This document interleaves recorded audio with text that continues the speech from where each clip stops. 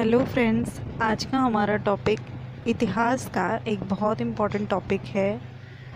जैसा कि हम सभी जानते हैं, 19वीं शताब्दी में हमारे देश में ब्रिटिशर्स का शासनकाल था और उस समय जगह जगह पर राष्ट्रीय आंदोलन शुरू हो गए थे। पर राष्ट्रीय आंदोलन के साथ साथ हम इतिहास में हमें ये भी देखने को मिलता है कि बहुत सारी जगहों पर धार्मिक आंदोलन भी हो रहे थे।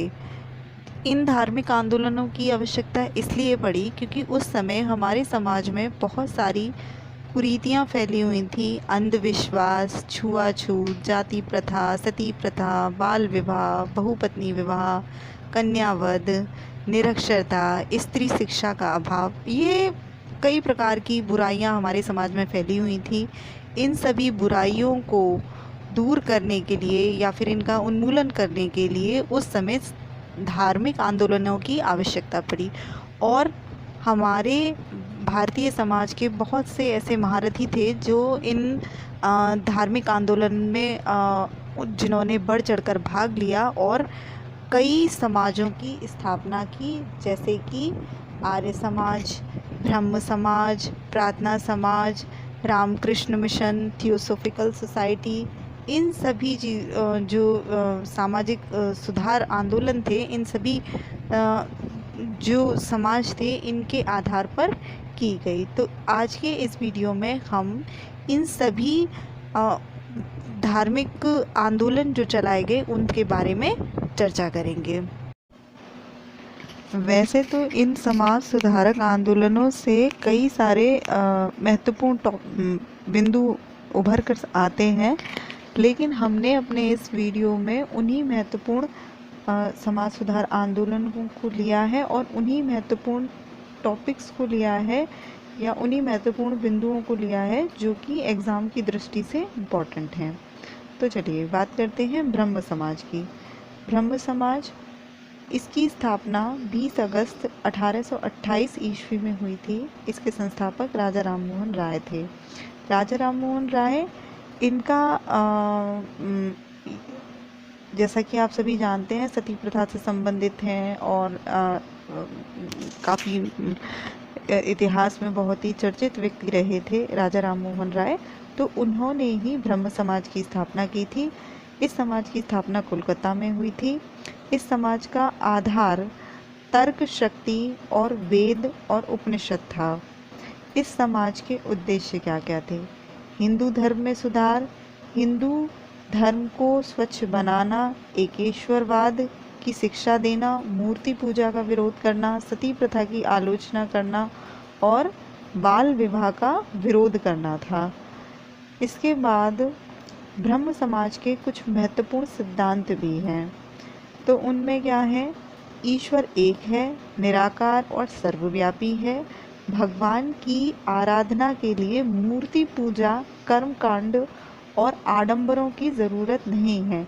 ये ब्रह्म समाज के मुख्य सिद्धांत थे जो राजा राममोहन द्वारा रखे गए कि ब्रह्म समाज के ये सिद्धांत होंगे। उसके बाद हम बात करते हैं मुख्य बिंदु जो कि ब्रह्म समाज के से रिलेटेड हैं और राजा राममोहन राय के जीवन परिचय से संबंधित है। राजा राममोहन राय जी का जन्म राजा राममोहन राय का जन्म 12 मई 1772 को बंगाल में राधानगर में हुआ था। राधानगर नामक एक गांव था, उसमें राजा राममोहन राय का जन्म हुआ था। इन्हें आधुनिक भारत का जनक और पुनर्जागरण काल का मसीहा तथा पत्रकारिता का अग्रदूत भी कहा जाता है। राजा राममोहन राय को केशव चंद्र सेन ने इन्हें भारत का पहला मिशनरी कहा था। केशव चंद्र सेन ने इन्हें भारत का पहला मिशनरी कहा था। इसके बाद 1821 में राजा राममोहन राय ने संवाद कौमुदी नामक बंगाली समाचार पत्र की स्थापना की थी, जो कि समाचार पत्रों का जनक माना जाता है भारत में। तो संवाद कौमुदी के जो संपादक थे वो राजा राममोहन राय थे। इन्होंने ही इस पत्र का इसकी शुरुआत की और ये भारतीय जो समाचार पत्र हैं उनके जनक माना जाता है, ये जो संवाद कौमुदी है वो। उसके बाद 1817 ईस्वी में ही उन्होंने पाश्चात्य शिक्षा को अपना समर्थन प्रदान करने के लिए कलकत्ता में हिंदू कॉलेज की स्थापना की थी। कलकत्ता में हिंदू कॉलेज की स्थापना कब की राजा राम मोहन राय ने? 1817 ईस्वी में। उसके बाद 1825 में इन्होंने वेदांत कॉलेज की भी स्थापना की। वेदांत कॉलेज की स्थापना कब की? 1825 ईस्वी में।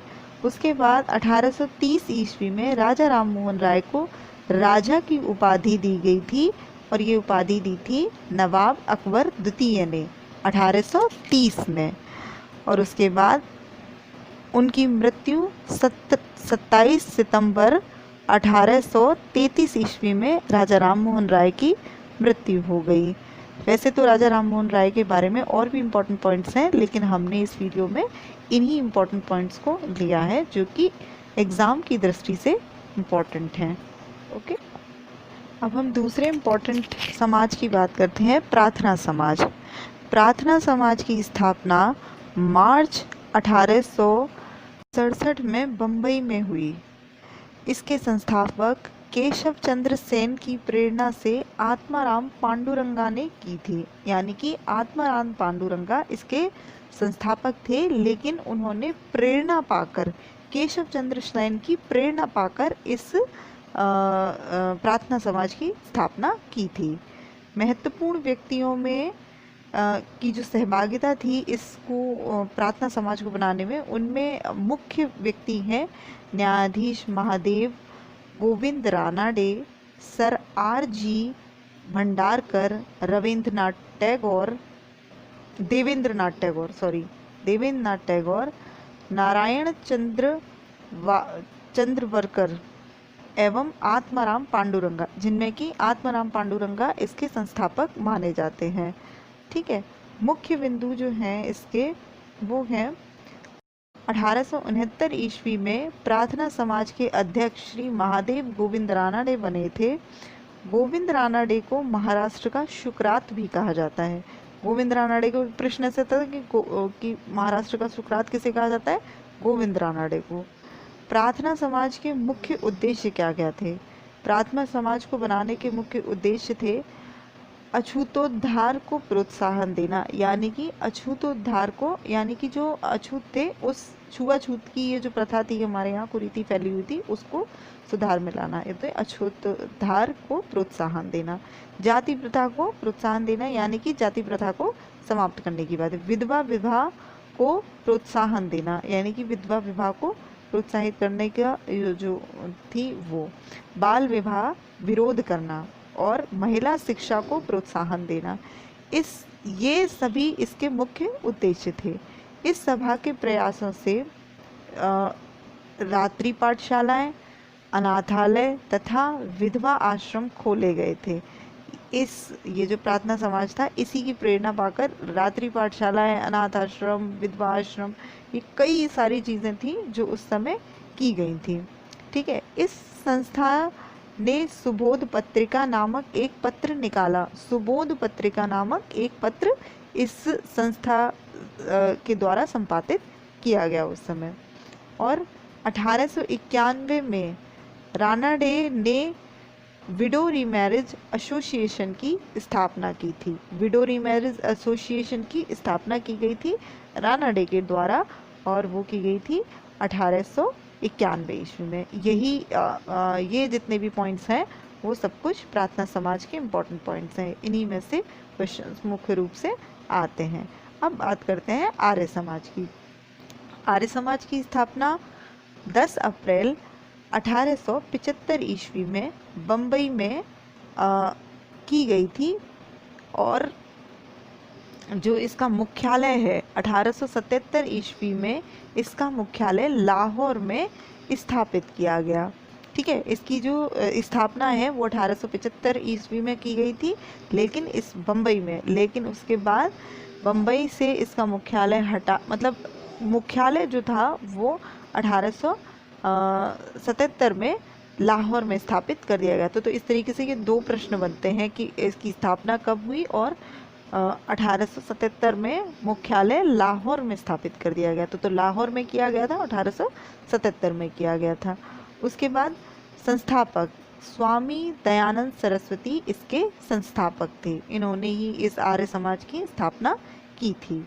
मुख्य बिंदु क्या क्या है इसके बारे में उन्हें देख लेते हैं। उनके बचपन का नाम, यानी कि दयानंद सरस्वती के बचपन का नाम मूल शंकर था। ये प्रश्न बहुत पूछा जाता है कि दयानंद सरस्वती के बचपन का नाम क्या था। तो मूल शंकर इनका बचपन का नाम था। दयानंद स्वामी पूर्णानंद ने इन्हें दयानंद सरस्वती का नाम दिया था। जो पूर्णानंद थे, जो इनके गुरु थे, तो उन्होंने ही इन्हें दयानंद सरस्वती का नाम दिया था। स्वामी दयानंद सरस्वती ने वेदों की ओर लौटो का नारा दिया। इनका मुख्य नारा था वेदों की ओर लौटो। स्वामी जी पाश्चात्य शिक्षा के घोर विरोधी थे। तो ये जो दयानंद सरस्वती जी थे, ये पाश्चात्य शिक्षा के घोर विरोधी थे।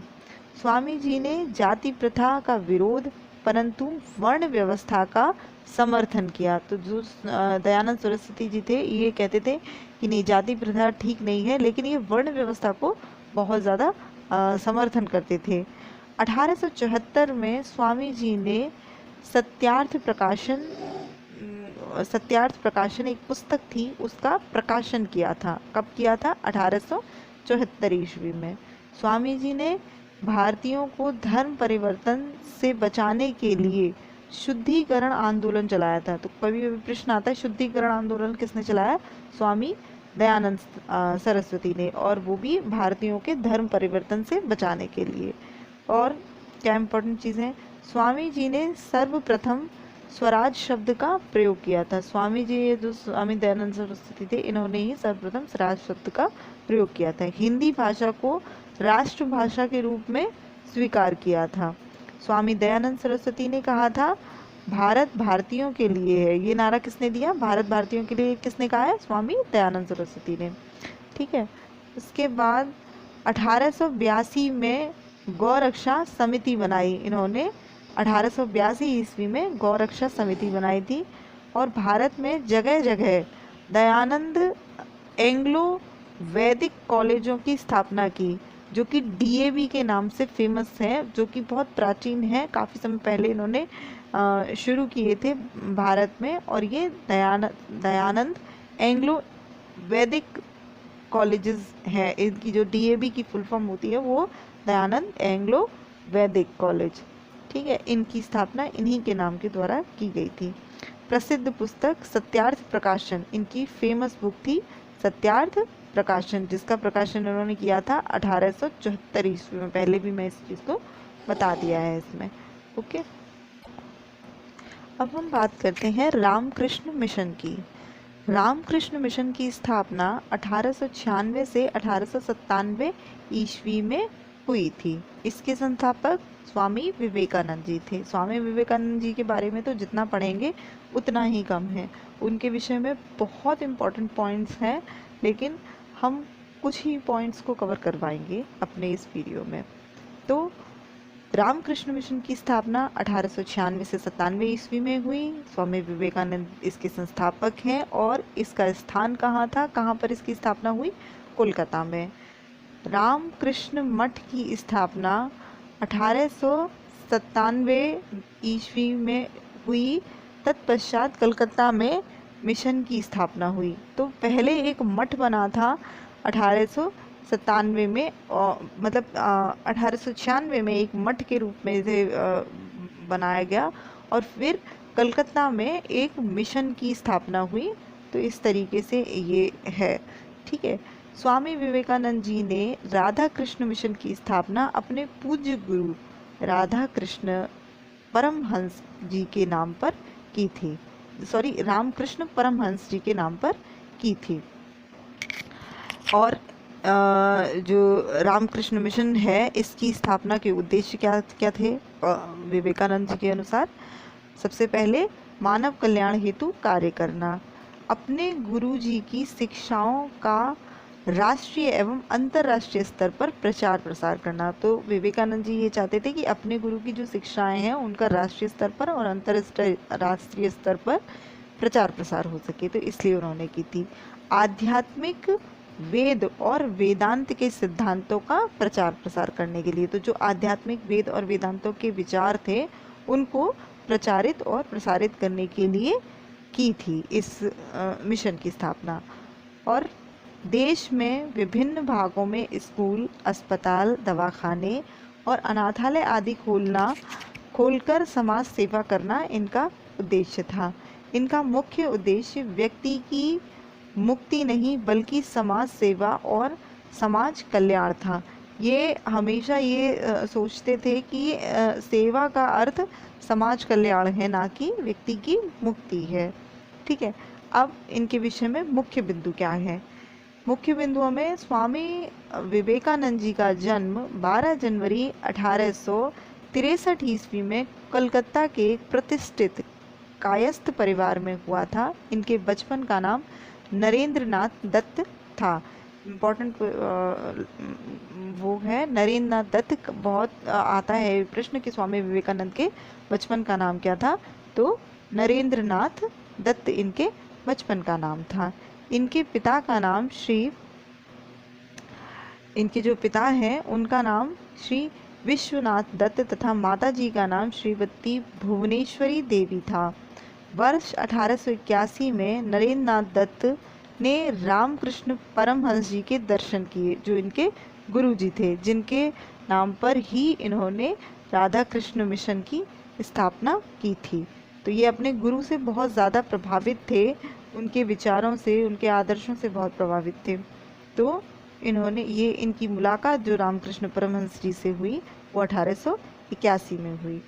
और 1892 में स्वामी जी ने दक्षिण भारत का भ्रमण किया और कन्याकुमारी पहुँचे। दक्षिण भारत में गए थे तो कन्याकुमारी पहुँचे थे, ये 92 की बात थी। 1893 में शिकागो में आयोजित सर्वधर्म सम्मेलन में भाग लिया, जहाँ पर इन्होंने शून्य के संबंध में बोला।